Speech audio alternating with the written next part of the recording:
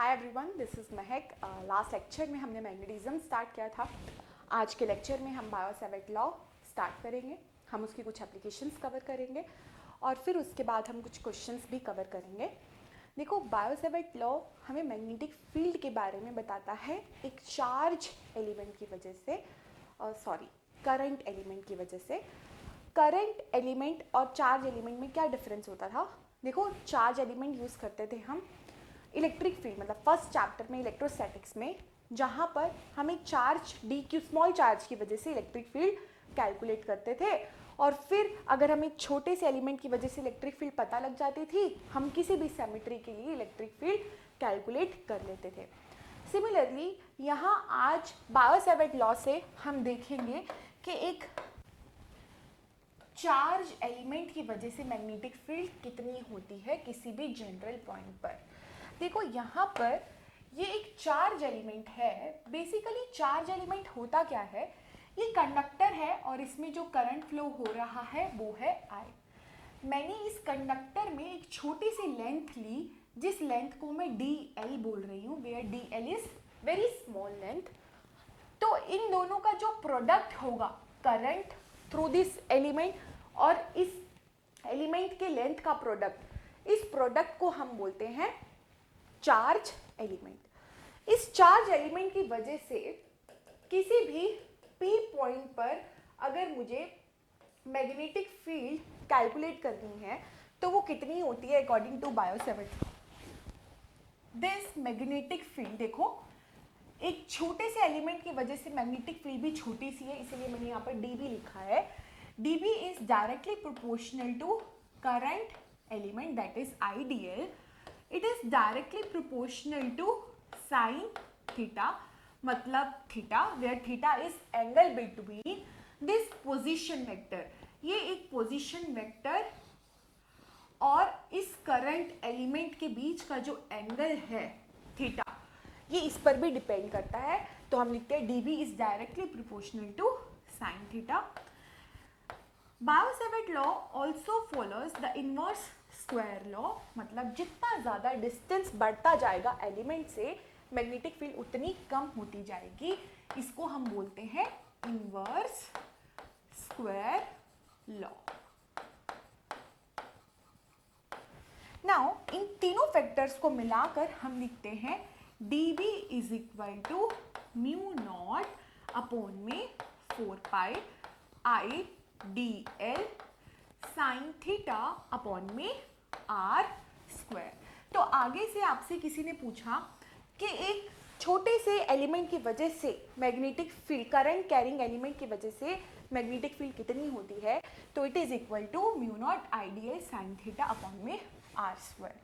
अब मुझे इसको वेक्टर फॉर्म में लिखना है, तो मैं कैसे लिख सकती हूँ इस चीज़ को? देखो, मैं इसको R से मल्टीप्लाई कर देती हूँ और R से डिवाइड कर देती हूँ, तो होगा क्या? ये dB जो है, ये dB इज इक्वल टू हो जाएगा म्यू नॉट अपॉन में 4 पाई। मैं ना करंट को थोड़ा साइड पर लिख रही हूँ और इधर लिख रही हूँ DL R sign theta upon में R Q, क्योंकि ये R और ये R आपस में मल्टीप्लाई हो गए और ये R को मैंने इधर रख दिया। मैंने ऐसा क्यों किया, इस चीज़ को समझो। देखो, मैग्नेटिक फील्ड एक वेक्टर क्वांटिटी है।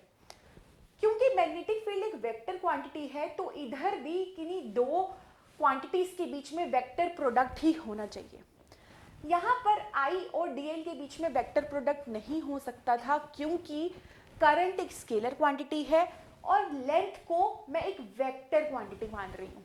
ये ध्यान रखना है, चार्ज एलिमेंट में ये जो I डॉट DL था, IDL, यहाँ पर DL जो है वो स्केलर क्वांटिटी नहीं है, दिस इज नॉट लेंथ, ये एक वेक्टर क्वांटिटी है, इसको हमने बनाया है वेक्टर क्वांटिटी। तो दिस इज DL। मुझे एक और वेक्टर चाहिए ताकि ये पूरे प्रोडक्ट को मैं लिख सकूं कि इन प्रोडक्ट से मुझे ये एक वेक्टर मिला है। तो यहाँ पर मैंने R से मल्टीप्लाई किया और R से डिवाइड किया। अब आपको पता है कि A क्रॉस B क्या होता है? A B sine theta. हमें ये चीज़ पता है। तो यहाँ पर d l r sine theta क्या होगा, it is equal to mu not upon में 4 पाई आई डी एल, अब मैंने वेक्टर लगा दिया क्रॉस आर वेक्टर अपॉन में आर क्यूब। तो this becomes the vector form of Biot-Savart law. एक फॉर्मूला ये है और एक फॉर्मूला ये है, दोनों ही सही हैं, कोई दिक्कत नहीं है। अगर आप वेक्टर फॉर्म में लिखना चाहते हो तो यूज दिस फॉर्मूला, अगर आप वेक्टर फॉर्म में नहीं लिखना चाहते हो तो यूज दिस फॉर्मूला, इससे आपके पास मैग्नीट्यूड आ जाएगा। अब जहां जहां पर यहाँ पर ना क्वेश्चंस करते हुए ध्यान रखना डायरेक्शन का। जहां मैग्नेटिक फील्ड आपसे किसी भी क्वेश्चन में पूछिए, अपने आप डायरेक्शन निकालने की कोशिश करो। अब यहाँ पर फायदा क्या है, जब मैंने मैग्नेटिक फील्ड को क्रॉस प्रोडक्ट में लिख दिया तो अब इसकी डायरेक्शन कैसे निकालेंगे, इस चीज को देखो। जहां पर क्रॉस प्रोडक्ट आ गया वहां पर डायरेक्शन निकालने का एक ही तरीका है, और वो तरीका क्या है, आप अपनी देखो, जैसे ये डी एल क्रॉस आर, पहले क्या है डी एल, बाद में क्या है आर। तो अपनी राइट हैंड की फिंगर्स को रखो फर्स्ट वेक्टर की तरफ, मतलब डी एल की तरफ, और इसको कर्ल करो आर की तरफ। तो ये जो थंब है इसकी डायरेक्शन आपको देगा मैग्नेटिक फील्ड की डायरेक्शन, जो आपको क्वांटिटी मिल रही है उसकी। राइट हैंड थंब, कहीं पे भी आपको ये वेक्टर प्रोडक्ट मिलता है तो यूज दिस डायरेक्शन के लिए right hand thumb rule use कीजिए। फर्स्ट वेक्टर की तरफ अपनी फिंगर रखिए, सेकंड वेक्टर की तरफ कर्ल कर लीजिए।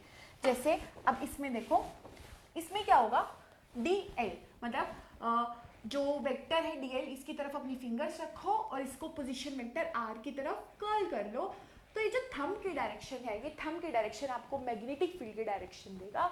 तो मैं ये बोलती हूँ कि इस केस में मैग्नेटिक फील्ड की जो डायरेक्शन है it is perpendicular to plane of paper. आपको ये सिंपल सा रूल याद रखना है। किसी भी स्मॉल एलिमेंट की वजह से आपको मैग्नेटिक फील्ड की अगर डायरेक्शन कैलकुलेट करनी है। अब बायो-सेवर्ट लॉ हमें सिर्फ एक छोटे चार्ज एलिमेंट की वजह से ही मैग्नेटिक फील्ड देता था, बिल्कुल वैसे ही जैसे इलेक्ट्रिक फील्ड का फॉर्मूला हमारे पास एक छोटे से चार्ज की वजह से ही था, पॉइंट चार्ज की वजह से ही था। पूरे के लिए निकालना है, मान लो पूरी जो बॉडी है उस पर चार्ज डिस्ट्रीब्यूटेड है और उसकी वजह से हमें किसी रीजन में इलेक्ट्रिक फील्ड कैलकुलेट करनी है तो हम इंटीग्रेशन का यूज़ करते थे। सेम फंडा हम यहाँ अप्लाई करेंगे। हमें छोटे से एलिमेंट की वजह से मैग्नेटिक फील्ड पता है, पूरी वायर की वजह से निकालनी है, पूरे लूप की वजह से निकालनी है, तो वी यूज इंटीग्रेशन। क्लियर है? अब सुनो, यहाँ पर मैं आपको डेरिवेशन डिराइव नहीं करवा रही हूँ, वो हम किसी और वीडियो में जिसमें हमें सब्जेक्टिव पढ़ना होगा हम वहाँ पर करेंगे। फिलहाल के लिए मैं आपको बस फॉर्मूला बता रही हूँ और यहाँ पर हेडिंग लिख रही हूँ एप्लीकेशंस। एप्लीकेशंस, जो फर्स्ट एप्लीकेशन है वो है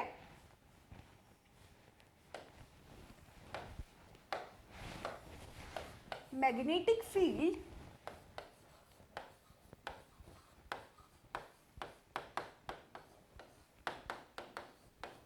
due to straight current carrying wire. Straight ली है, कोई भी आर्बिट्रेरी शेप मैंने नहीं ली है। करंट कैरिंग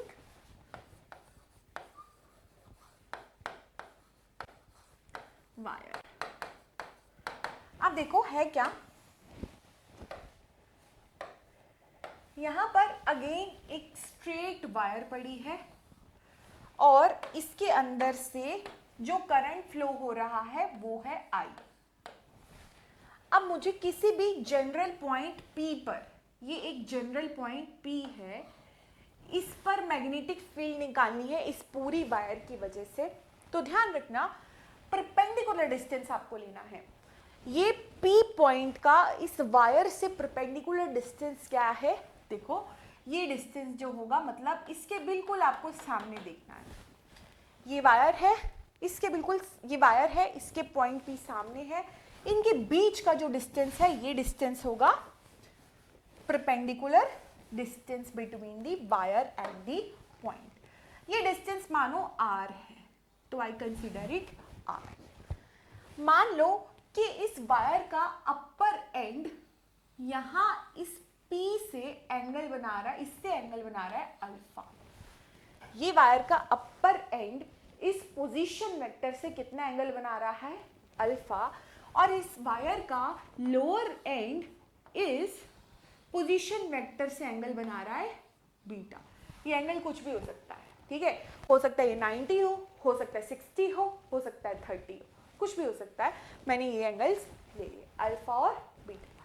तो डायरेक्ट फॉर्मूला आपको ध्यान रखना है कि मैग्नेटिक फील्ड का फॉर्मूला जो होगा वो होगा म्यू नॉट अपॉन में 4 pi R sine alpha plus sine beta. आपको नीट के लिए ये फॉर्मूला याद रखना ही पड़ेगा. ये फॉर्मूला आया है इंटीग्रेशन से. हमने इस छोटे से एलिमेंट की वजह से मैग्नेटिक फील्ड यहाँ कैलकुलेट की थी, फिर पूरे के लिए हमने इसको इंटीग्रेट कर दिया था, फिर हमने लिमिट्स पुट कर दी थी. क्लियर है? यहाँ पर r is perpendicular distance between the wire and the point P. अभी तक कोई डाउट नहीं होना चाहिए. इसको हम यूज करेंगे अपने क्वेश्चंस में. इम्पॉर्टेंट है ये फॉर्मूला, आपको ध्यान रखना है. और जहाँ डायरेक्शन की बात आ जाए, डायरेक्शन में आपको बताऊंगी. देखो, एक स्ट्रेट करंट कैरिंग वायर की वजह से डायरेक्शन हमेशा आप थंब की डायरेक्शन में, करंट की डायरेक्शन में थंब को रखो. आप ऐसे थंब को रखो और फिंगर्स को कर्ल करो. जैसे यहाँ पर ये P पॉइंट राइट में है वायर के, तो मैग्नेटिक फील्ड की डायरेक्शन होगी अंदर की तरफ. तो यहाँ आ जाएगी ये perpendicular to the direction of plane of, perpendicular to the plane of paper और परपेंडिकुलरली इनवर्ड्स. सिमिलरली अगर ये पॉइंट इधर होता और मुझे मैग्नेटिक फील्ड की डायरेक्शन आप लोग पूछते, तो मैं फिर से रूल लगाती ऐसे. अब देखो, राइट साइड पे तो अंदर जा रही है फिंगर्स, बट इस साइड से तो क्या आएंगी? बाहर. तो मैं बोलूंगी कि यहाँ पर अगर मैग्नेटिक फील्ड की डायरेक्शन होती, वो क्या होती? बाहर की तरफ. बाहर के लिए जो हम यूज करते हैं वो है डॉट और अंदर के लिए क्रॉस. कोई डाउट इसमें? कोई डाउट नहीं होना चाहिए. अब यहीं पर अगर ये एक इनफाइनाइट वायर होती, मैं मान लेती हूँ कि ये कोई केस है, केस 1. अगर ये एक इनफाइनाइट वायर होती ऐसे, ये ऐसे इनफाइनाइट वायर है और मुझे किसी भी जनरल पॉइंट P पर मैग्नेटिक फील्ड बता दो, तो ध्यान रखना कि पहली बात तो ये जो पॉइंट P है ये बहुत स्मॉल है. जैसे ये बहुत बड़ी वायर है और इसके बिल्कुल यहाँ पर ये पॉइंट है, तो मैं ऑलमोस्ट मान सकती हूँ कि ये जो एंगल बना रहा है ना, जैसे देखो यहाँ पर पॉइंट होगा, इधर ये पॉइंट होगा. अब यहाँ पर पोजीशन वेक्टर ऑलमोस्ट क्या एंगल ले रहा है? देखो ये बहुत लंबी वायर है, तो मैं ये मान सकती हूँ कि अल्फा और बीटा की for infinite wire, for infinite long wire, alpha equal to beta equal to 90 degree. तो इस केस में जो मैग्नेटिक फील्ड है वो डायरेक्ट क्या आएगी? म्यू नॉट आई अपॉन में 2 पाई आर. क्योंकि sign alpha plus sine 90 plus sine 90 क्या हो जाता? 2. तो 2 और ये 4 आपस में एक दूसरे को कैंसिल करते और ये फॉर्मूला आता. तो अभी कभी भी आपको बोल दिया जाए कि एक इनफाइनाइट वायर है, इनफाइनाइट लॉन्ग वायर है, उसकी वजह से मैग्नेटिक फील्ड बताओ किसी भी पॉइंट पर, तो ये आ जाएगा म्यू नॉट आई अपॉन में 2 पाई आर. आप ये फॉर्मूला डायरेक्ट यूज कर सकते हो. सिमिलरली अगर यहाँ पर ये केस ना दे जाकर आपको बोला होता कि केस कुछ ऐसा है कि ये पॉइंट यहाँ पर तो बीच में कहीं पड़ा है. अब वायर है, मान लो वायर मैं ले रही हूँ इनफाइनाइट लेंथ की, ये ऐसे, ठीक है, और ऊपर से ये इनफाइनाइट है और नीचे जो एंड है इसका, यहाँ पर इसके सामने बिल्कुल एक पॉइंट P है. पिछले वाले केस में ऐसा नहीं था, ऊपर से भी इनफाइनाइट थी, नीचे से भी इनफाइनाइट थी, बट यहाँ पर ऐसा नहीं है. ऊपर से इनफाइनाइट है, नीचे से ये फाइनाइट है। अब यहाँ पर अगर मैं आपको बोलूँ कि यहाँ पर मैग्नेटिक फील्ड की वैल्यू क्या होगी, तो आपको हमेशा अल्फा देखना है। Alpha is 90 degree but beta is not 90 degree, beta is 0 degree. तो एक करंट स्ट्रेट वायर की वजह से हमेशा सबसे पहले अल्फा चेक करो, बीटा चेक करो और उसके बाद मैग्नेटिक फील्ड में लग दो। अब बी क्या होगा, म्यू नॉट अपॉन में 4 pi R sine 0 plus sine 90। Sine 0 तो 0 ही है, तो बी की वैल्यू जो आएगी वो आएगी म्यू नॉट अपॉन में 4 पाई आर। ये फॉर्मूला आपको ध्यान में रखना है। मैं आपको वो भी बनाऊंगी एक क्वेश्चन के फॉर्म में कि अगर ये पॉइंट इधर ना ले जाकर केस 3, आप एक बार इसको खुद भी ट्राई करना। केस 3,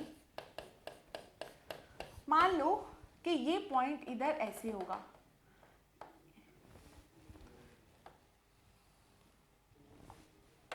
इनफाइनाइटी लेती हूँ ये वायर। मान लो कि ये वायर कुछ ऐसे इनफाइनाइट है और फिर यहाँ पे फाइनाइट है, पर P पॉइंट अब इसके सामने ना होकर ये P पॉइंट है इसके नीचे कहीं इधर। तो अब जरा आप एंगल बताओगे कितना होगा। देखो यहाँ पर ना एंगल बताना थोड़ा सा सोचना पड़ेगा आपको। देखो अल्फा क्या होता था, angle between the perpendicular distance and मतलब परपेंडिकुलर वेक्टर और सबसे ऊपर एंड। तो यहाँ पर तो वो क्लियरली 90 डिग्री हो जाएगा, but what about the beta. Alpha तो यहाँ पे साफ क्लियर दिख रहा है कि 90 डिग्री है, 90 डिग्री होना है, पर जरा ये बताओ कि बीटा कितना होगा। अभी मैं यहाँ पर कोई वैल्यू नहीं दे रही, बस ये ध्यान रखना है यहाँ पर बीटा नेगेटिव होगा। मैंने कोई वैल्यू नहीं पुट की। मान लो मैं इसको भी ए बोल देती और इसको भी ए बोल देती, तो आप 45 डिग्री जो भी वैल्यू है वो लिख देते, बट मैं आपको यहाँ पर बता ही देती हूँ कि बीटा यहाँ पर क्या होगा, नेगेटिव, क्योंकि अब ये एंगल कैसा हो जाएगा, क्लॉकवाइज। और ये हमने बेसिक मैथमेटिक्स में पढ़ा है कि अगर हमें एंगल क्लॉकवाइज लेना पड़ रहा है तो वो पक्का हमें नेगेटिव ही लेना पड़ेगा। अभी तक क्या हो रहा था, अभी तक हो रहा था कि यहाँ से आप एंगल, यहाँ पे देखो इधर से एंटी क्लॉकवाइज, इधर से एंटी क्लॉकवाइज और इधर से भी एंटी क्लॉकवाइज, तो हम एंगल पॉजिटिव ही ले रहे थे। आई होप ये आपको क्लियर हो गया हो।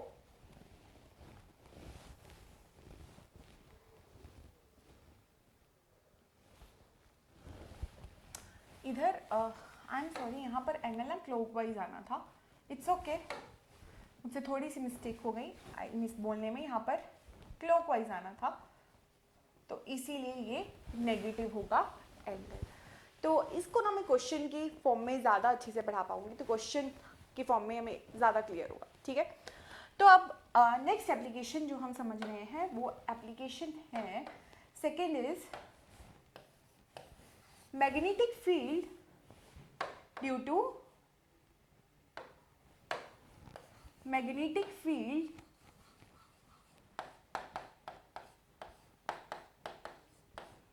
due to current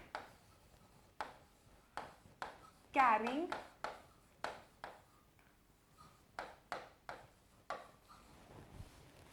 circular ring।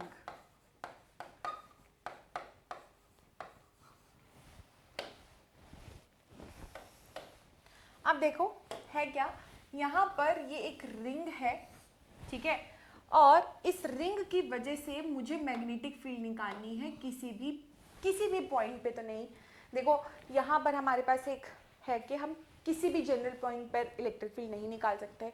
हम दो ही पॉइंट्स पढ़ते हैं, एक दो पॉइंट किसी एक्सियल लाइन पे हो या फिर सेंटर पे हो।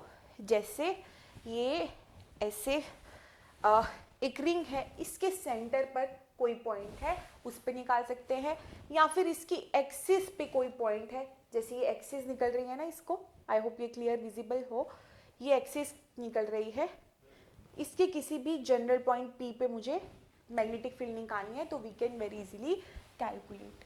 ठीक है, तो अब यहाँ पर आपको डायरेक्ट फॉर्मूला याद रखना है कि B is equal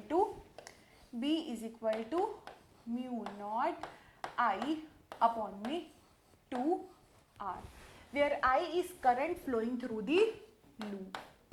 I is current flowing through the loop. Centre पे मैग्नेटिक फील्ड का फॉर्मूला होगा ये, आपको ध्यान रखना है।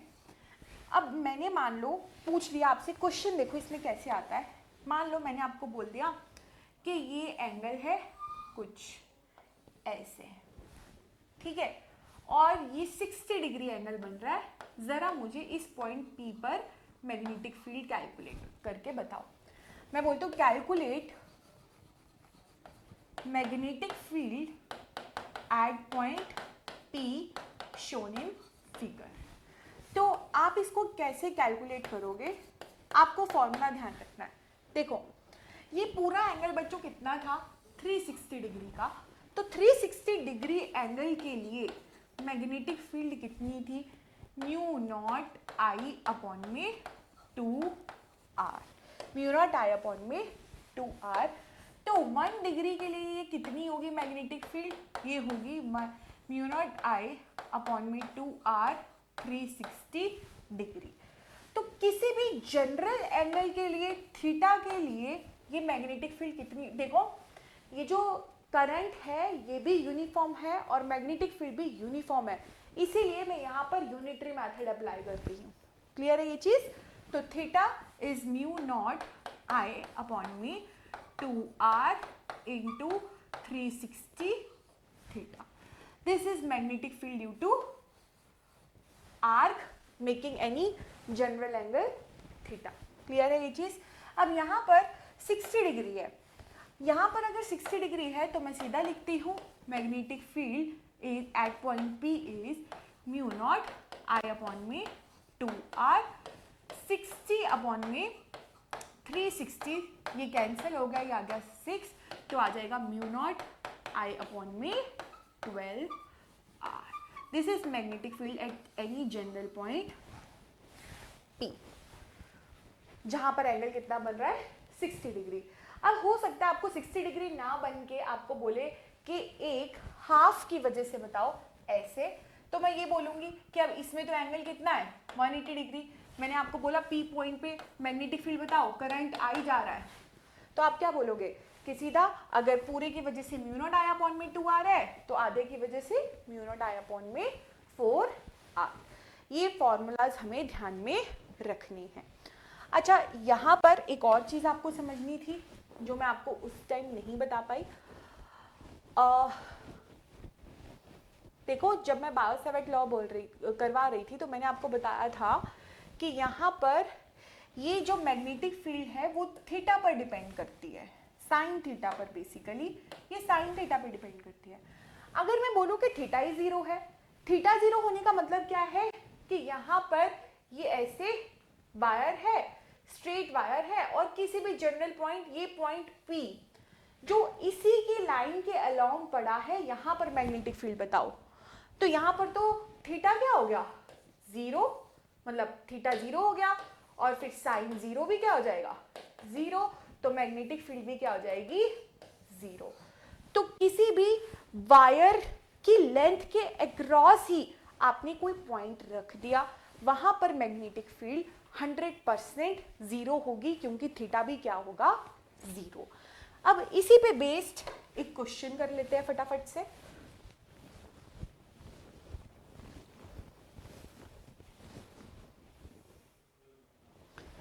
मैं आपको बोलती हूँ कि ज़रा मुझे मैग्नेटिक फील्ड कैलकुलेट करके दो कि ये एक वायर है ऐसे, और ये ऐसे इधर ये जा रहा है, और ये कुछ आर कैसे बन रही है, ये करंट I, ये करंट I, और ये भी करंट I। मैंने बोला ज़रा मुझे बताओ कि इस P पॉइंट पर मैग्नेटिक फील्ड कितनी होगी। ठीक है, तो आप एक बार कोशिश करिए फिर बताइए। मैं आपको इतनी देर में बताती हूँ। देखो ये ये जो रेडियस है ये बोला इन्होंने ए है। देखो ये पॉइंट P इस वायर की लेंथ के क्रॉस ही पड़ा है, तो थीटा तो 100% जीरो है, और अगर थीटा जीरो तो मैग्नेटिक फील्ड भी जीरो होगी। देखो 3 सेगमेंट है, segment number 1, segment number 2, segment number 3। तो फर्स्ट और थर्ड की वजह से तो मैग्नेटिक फील्ड पक्का जीरो होगी क्योंकि उसी की लेंथ के अक्रॉस पड़ा है। सारी की सारी मैग्नेटिक फील्ड होगी इसकी वजह से, और ये B2 कितना हो जाएगा, म्यू नॉट I अपॉन में 4R। 4R क्यों आया, क्योंकि ये आधी आर्क है। आई होप आपको ये कॉन्सेप्ट क्लियर हो चुका होगा। फिर भी इस पे बेस्ड हम अब एक अच्छा सा क्वेश्चन करेंगे, और वो क्वेश्चन क्या है देखिए, इंपॉर्टेंट क्वेश्चन है अगर आपको कंसेप्चुअली समझना है। कुछ ऐसा ही क्वेश्चन है, मैंने आपको बोला कि मैंने इधर से एक वायर को करंट दिया और ये आगे 2 पार्ट में डिवाइड हो गया, ये ऐसे और फिर ये ऐसे, दोनों करंट ऐसे निकल गए। मतलब इधर से करंट गया I, ठीक है, अब इधर भी है, इधर भी गया है, और इधर दोबारा से निकल आया I। यहाँ पर आपको एक कंडीशन मैं दे रही हूँ, और वो कंडीशन क्या है, देखो आप बड़ी इजीली सॉल्व कर सकते हो अगर मैं आपको थोड़ी सी वेरिएशन ना दूँ, बट मैं वेरिएशन दे रही हूँ। मैंने यहाँ पर P पॉइंट पर मैग्नेटिक फील्ड निकालनी है। देखो इन दोनों की वजह से तो जीरो ही हो जाएगी, लूप की वजह से आप बोलोगे कि मैम हम कैलकुलेट कर लेंगे। अब देखो ध्यान देना कि ये आर्क में करंट ऐसे जा रहा है और इस आर्क में करंट डिवाइड हो जाएगा, ठीक है। ये कुछ ऐसा नहीं है कि ये लूप कंटिन्यूस है, इसमें करंट ऐसे नहीं फ्लो हो रहा। अगर ऐसे फ्लो हो रहा होता तो आप बोलते mu not I upon V2R, पर ऐसी सिचुएशन नहीं है। यहाँ पर भी करंट जा रहा है और यहाँ पर भी करंट जा रहा है, बट ध्यान रखना कि मैं इसमें भी कंडीशन चेंज कर, आप बोलोगे मैम ये दोनों तो पैरेलल है, ये दोनों पैरेलल हैं, हम पैरेलल की कंडीशन लगाकर यहाँ पर देख लेते हैं, है ना। अगर ये दोनों सेम मटेरियल की बनी होती तो इसकी रेजिस्टेंस R होती और इसकी रेजिस्टेंस क्या होती, R। आप बोलते कि मैम नेट रेजिस्टेंस पैरेलल में है तो 1 अपॉन में R1 प्लस 1 अपॉन में R2, उसके हिसाब से करंट देखते और फिर निकाल लेते वैल्यू, बट ऐसा नहीं है। मैंने आपको बोला है कि ये जो वायर है, ये वायर स्पेशल वायर है, इससे अलग है। कैसे अलग है, देखो दोनों की लेंथ सेम है, दोनों, इसकी लेंथ भी L है, मैं ये रेजिस्टेंस हटा रही हूँ, इसकी लेंथ L है और एरिया 2A है। मतलब ऊपर वाली वायर का एरिया डबल है इस वाली वायर की, इसकी लेंथ है L और एरिया है A। जरा मुझे अब बता दो कि क्या मैग्नेटिक फील्ड होगी इनकी वजह से। Take your time, question easy है बट थोड़ा सा आपको सोचना पड़ेगा। वीडियो पॉज करके आप जरूर सॉल्व कीजिएगा। यहाँ पर मैं बता रही हूँ, देखो first segment, again first, second, third और ये आ जाएगा फोर्थ। फर्स्ट सेगमेंट की वजह से और फोर्थ सेगमेंट की वजह से मैग्नेटिक फील्ड तो जीरो। मुझे कैलकुलेट करनी है 2 की वजह से और 3 की वजह से। मुझे पता है यहाँ पर फॉर्मूला होगा mu not I, general formula क्या होता है, म्यू नॉट I अपॉन में 2R। यहाँ पर ये जो R है ना, ये रेडियस वाला R है, ये रेडियस है, ध्यान रखना। वहाँ पर अब सुनो, इस वायर और इस वायर में डिफरेंस क्या है, ये दोनों ही सेम मटेरियल की बनी हुई हैं, ये दोनों ही वायर्स सेम मटेरियल की बनी है, पर इनकी जो रेजिस्टेंस है वो अलग होंगी, क्योंकि रेजिस्टेंस डिपेंड करती है लेंथ पे और एरिया पे। क्योंकि लेंथ और एरिया दोनों ही डिफरेंट है तो इस कारण करंट भी डिफरेंट आएगा, ठीक है। अब इसकी रेजिस्टेंस मानो बच्चों R, आपको इस R और इस R में कंफ्यूज नहीं होना। ऐसा करती हूँ मैं, इसको A लिख देती हूँ, मैं यहाँ पर A कर देती हूँ, इसको ये आ जाएगा A, ठीक है। अब ये रेजिस्टेंस, इसकी रेजिस्टेंस थी R, तो इसकी रेजिस्टेंस क्या होगी, R इज इक्वल टू क्या होता है, रो L अपॉन में A। इसकी रेजिस्टेंस R है, अब मैंने एरिया को डबल कर दिया तो इसकी जो रेजिस्टेंस है वो हो जाएगी R बाय, ये डबल हो गई ना, ये डबल हो गई तो रेजिस्टेंस हो जाएगी आधी, तो ये रेजिस्टेंस हो जाएगी आधी।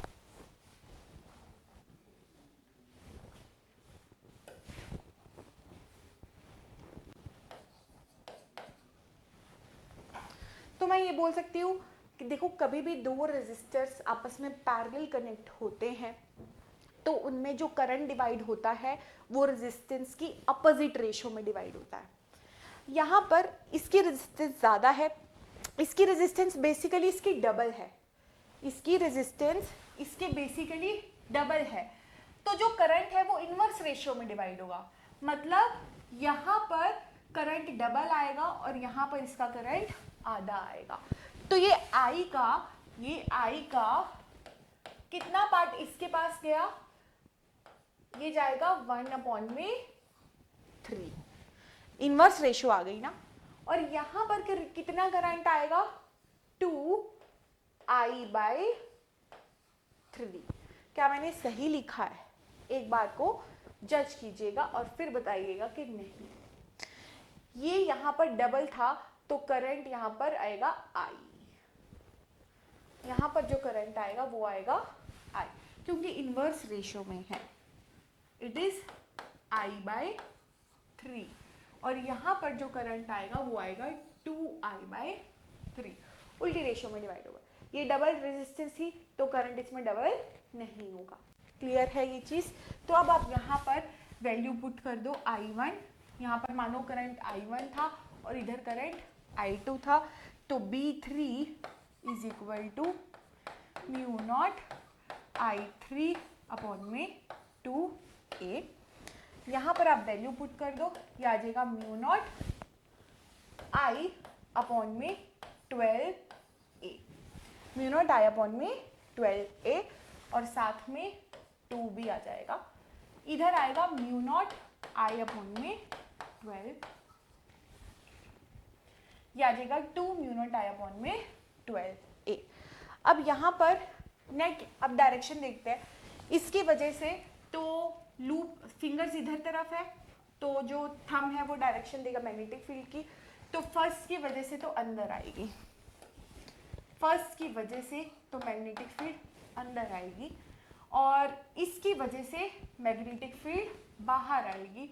देखो ना, करंट की डायरेक्शन में फिंगर्स को करो तो ये डायरेक्शन देगा मैग्नेटिक फील्ड, तो ये अंदर की तरफ, और इसकी वजह से मैग्नेटिक फील्ड बाहर की तरफ।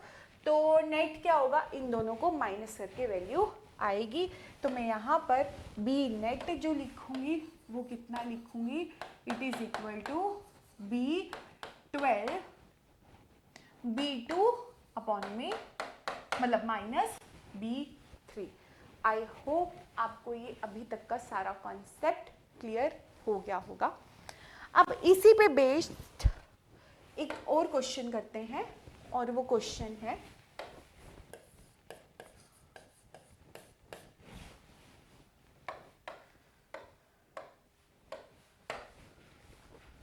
ये एक आर्क है और मुझे किसी भी जनरल पॉइंट P पर मैग्नेटिक फील्ड कैलकुलेट, ये आर्क है ऊपर और ये स्ट्रेट वायर्स है, ये स्ट्रेट वायर्स इनफाइनाइट है। ज़रा मुझे बताओ कि P पॉइंट पे मैग्नेटिक फील्ड क्या होगी। फिर से डिवाइड करो, first segment, second segment, third segment. First segment की वजह से जो मैग्नेटिक फील्ड होगी वो कितनी होगी, μ0 I/में 4πr साइन, अब इधर देखो अल्फा तो हो जाएगा 0, बीटा हो जाएगा 90, तो इसीलिए यहाँ पर अल्फा साइन 0 प्लस साइन 90 हो जाएगा। क्लियर है ये चीज़? और यहाँ पर जो करंट की डायरेक्शन आएगी वो डायरेक्शन आएगी ऐसे अंदर की तरफ, तो ये अंदर की तरफ डायरेक्शन आ गई। क्लियर है ये चीज़? तो यहाँ पर आ गया μ0 I/में 4πr, where r is radius, where r is radius. अब सिमिलरली B3 की वैल्यू भी यही है, तो ये हो जाएगा B1 is equal to be, यहाँ पर मैं लिख दे रही हूँ B3, दोनों की वैल्यू आएगी म्यू नॉट आई अपॉन में 4πr। यहाँ पर इस आर्क की वजह से मैग्नेटिक फील्ड आएगी B is equal to B2 is equal to mu not I upon में 2r। अब मुझे नेट मैग्नेटिक फील्ड निकालनी है। जब भी आपको नेट मैग्नेटिक फील्ड निकालनी है तो यूज वेक्टर लॉज। कैसे? देखो, इस पार्ट की वजह से मैग्नेटिक फील्ड अंदर, इस पार्ट की वजह से भी मैग्नेटिक फील्ड अंदर, और ऊपर वाले पार्ट की वजह से भी मैग्नेटिक फील्ड, ऊपर वाले पार्ट की वजह से भी मैग्नेटिक फील्ड अंदर ही है।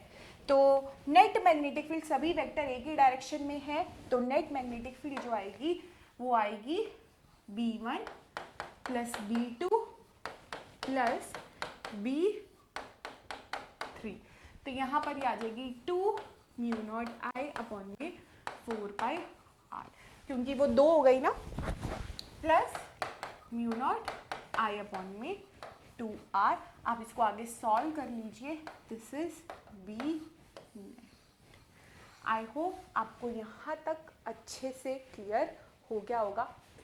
आप यहाँ पर ना एक बार लिख लेना कि whenever two resistors are connected in parallel, तो current is always divided in inverse ratio। यहाँ पर मैं लिख देती हूँ नोट की फॉर्म में, ताकि आपको कभी भी इन माइनर कॉन्सेप्ट्स में प्रॉब्लम ना आए।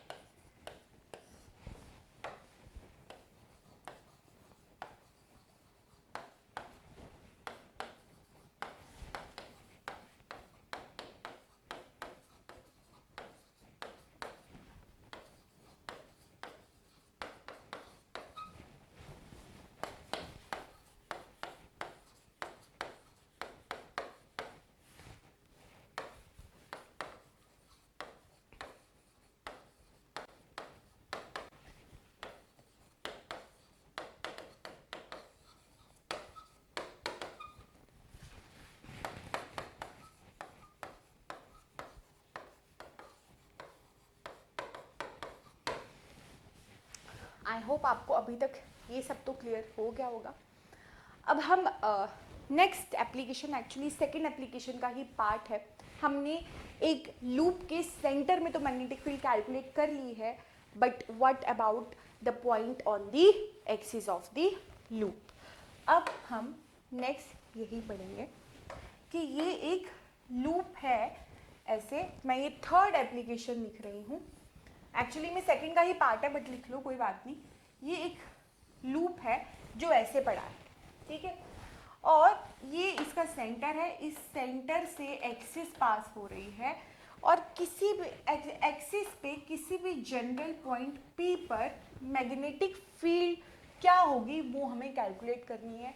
तो हम वही सेम बायो-सैवर्ट लॉ ही यूज़ करते हैं कि एक छोटे से एलिमेंट की वजह से मैग्नेटिक फील्ड निकालेंगे, फिर पूरे के लिए इंटीग्रेट कर देंगे। तो यहाँ पर जो वैल्यू आएगी, इस मान लो ये छोटा सा एलिमेंट था, इसकी वजह से पहले यहाँ कैलकुलेट की थी।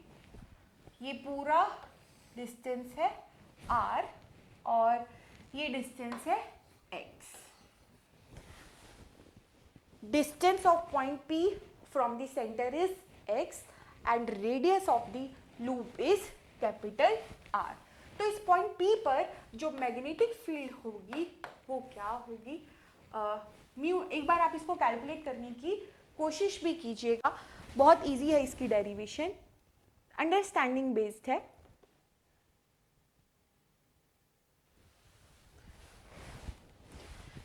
इसका फॉर्मूला था mu not I r square upon में r square plus x square 3/2। अब अगर ये तो एक टर्न है, अगर n टर्न्स होते तो हम इसको क्या करते, n से मल्टीप्लाई कर देते, इसको n से मल्टीप्लाई करते। This is the value of magnetic field on, ये एक्सियल पॉइंट है, किसी भी एक्सिस पे जो पॉइंट है वो, ठीक है। This is magnetic field where n is number of turns, I is current, R is radius, x is distance of point P from the center. ये फॉर्मूला आपको यह ध्यान रखना है. सेंटर पे होती है म्यू नॉट आई अपॉन में 2r, और अगर मुझे किसी एक्सिस पे निकालना है तो mu not I r square upon में r square plus x square 3/2. यहाँ पर 2 भी आता है, यहाँ पर 2 भी आता है, मैंने मिस्टेक कर दी, यहाँ पर 2 भी आएगा. क्लियर है ये चीज़. सिमिलरली अगर n टर्न्स होते और मुझे सेंटर पे निकालना होता ना तो मैं म्यू नॉट n भी लगाती यहाँ पर. ठीक है, यहाँ पर n भी लगाती. ये जो डिराइव किया था मैं यहाँ पर लिख देती हूँ. फॉर n टर्न्स के लिए ये हो जाता b is equal to n mu not i upon में 2r. ये आ जाता. क्लियर है ये चीज.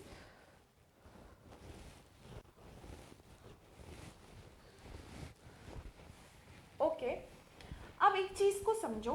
देखो, जैसे हम ना इलेक्ट्रिक फील्ड और इलेक्ट्रोस्टैट्स में पढ़ते थे कि डायपोल, इलेक्ट्रिक डायपोल क्या होता है, कहीं पर भी पॉजिटिव चार्ज पड़ा हो, कुछ दूरी पर नेगेटिव चार्ज पड़ा हो, दोनों का मैग्नीट्यूड सेम हो और दोनों बिल्कुल पास पास पड़े हो, तो एक डायपोल फॉर्म करते हैं.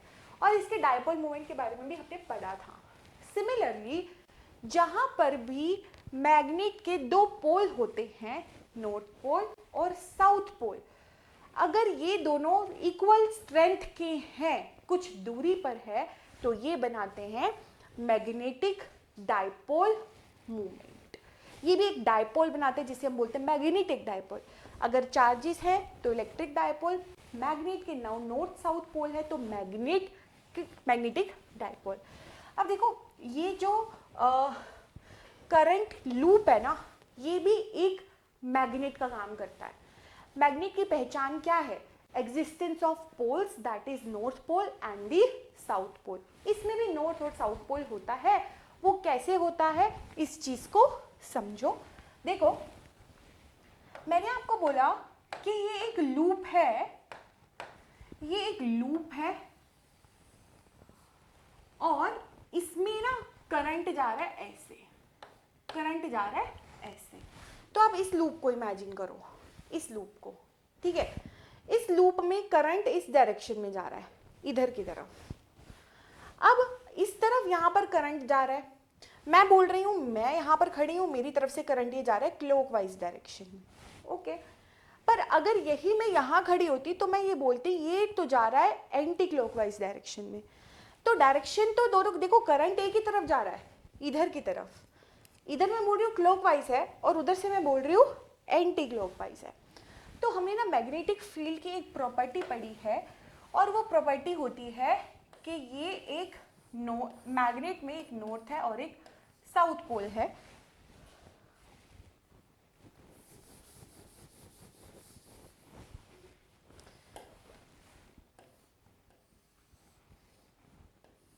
ये साउथ है और नॉर्थ है. हमने पढ़ा है कि नॉर्थ पोल की वजह से मैग्नेटिक फील्ड मतलब नॉर्थ से निकल के साउथ में जाती है और अंदर साउथ से नॉर्थ में जाती है. हम यही पढ़ते आए हैं और हमने ये भी पढ़ लिया कि ये एक क्या बनाता है, मैग्नेटिक डायपोल, क्योंकि दो पोल्स नॉर्थ भी है साउथ भी है और दोनों में डिस्टेंस भी कुछ खास नहीं है. तो this forms a magnetic dipole. अब ये कैसे मैग्नेटिक डायपोल बना रहा है इस चीज को समझो. देखो, मैं बोल रही हूँ करंट क्लॉकवाइज जा रहा है, मेरी तरफ से ये करंट क्लॉकवाइज है तो ये तो ऐसे जा रहा है. तो मैं बोलूँगी कि मैग्नेटिक फील्ड कहाँ जा रही है, अंदर की तरफ. मैंने बोला ये मैग्नेटिक फील्ड ऐसे अंदर की तरफ ऐसे जा रही है, हर तरफ से ऐसे अंदर की तरफ ऐसे जा रही है, मतलब ऐसे ऐसे. मैं इसको ना भी ड्रॉ करूँ तो ये आपको समझ में आ जाएगा कि ये कैसे अंदर बाहर है. हाँ, ये मैग्नेटिक फील्ड अंदर की तरफ जा रही है. सिमिलरली जो सामने वाला पर्सन है जो दूसरी साइड पर खड़ा है वो तो ये बोल रहा है कि ये तो करंट क्लॉकवाइज नहीं है, ये तो एंटी क्लॉकवाइज है, तो इसके लिए तो ये बाहर जा रहा है करंट. इसके लिए मैग्नेटिक फील्ड कहाँ जा रही है, बाहर. तो ये तो बिल्कुल ऐसा केस है जैसे मैं बोल रही हूँ क्लॉकवाइज तो मैग्नेटिक फील्ड अंदर जा रही है और सामने वाले के लिए ऐसे बाहर जा रही है, ये तो ऐसे ही हुआ, तो ये तो बिल्कुल ही नॉर्थ पोल और साउथ पोल की तरह है। यहाँ पर जैसे नॉर्थ से निकल के साउथ की तरफ जा रही है, सिमिलरली क्लॉकवाइज है तो ये अंदर की तरफ जा रही है और इधर से ये उधर की तरफ से बाहर आ रही है। तो मैं ये बोल सकती हूँ कि ये जहाँ से अंदर जा रही है वो होगा साउथ पोल और जहाँ से निकल के आ रही है वो होगा नॉर्थ पोल। तो यहाँ पर मैं बोलती हूँ कि ये एक नॉर्थ पोल की तरह काम कर रहा है और इसको याद करने का तरीका क्या है, तरीका कुछ ऐसे है, ये देखो ये साउथ पोल की तरह काम करेगा, ये देखो करंट इस डायरेक्शन में जा रहा है तो एस की डायरेक्शन भी कुछ यही बता रही है कि करंट क्लॉकवाइज है। यहां पर जो करंट है वो ऐसे जा रहा है, ये नॉर्थ की डायरेक्शन बता रहा है। तो यहाँ हम बोलते हैं कि जो एक करंट कैरिंग लूप है वो एक मैग्नेटिक डाइपोल की तरह काम करता है जिसमें नॉर्थ पोल और साउथ पोल बनते हैं। जैसे एक मैग्नेट का नॉर्थ पोल और साउथ पोल होता है वैसे ही एक करंट कैरिंग लूप का भी नॉर्थ पोल और साउथ पोल होता है। पोल्स, हाँ यहाँ पर मैं लिख देती हूँ कि current carrying loop forms a dipole, forms a dipole। एक और चीज ध्यान रखना जो आपको मेन ध्यान रखनी है, यहाँ पर मैंने यहाँ पर आपको मैग्नेटिक फील्ड की डायरेक्शन बताई थी। इस केस में मैग्नेटिक फील्ड की डायरेक्शन, मान लो ये करंट ऐसे जा रहा है, ऐसे जा रहा है क्लॉकवाइज, इधर मेरी तरफ से क्लॉकवाइज, तो ये करंट ऐसे जा रहा है तो मैग्नेटिक फील्ड की डायरेक्शन आएगी इधर, दिख रहा है ना, ऐसे देखो ऐसे करंट जा रहा है लूप में और मैग्नेटिक फील्ड की डायरेक्शन उधर है, तो इट इज ये डायरेक्शन मैग्नेटिक फील्ड की, ये मैग्नेटिक फील्ड की डायरेक्शन है। सिमिलरली अगर आप इसके पीछे देखोगे यहाँ पर भी मैग्नेटिक फील्ड की डायरेक्शन सेम ही होगी, दोनों जगह मैग्नेटिक फील्ड की डायरेक्शन सेम होगी।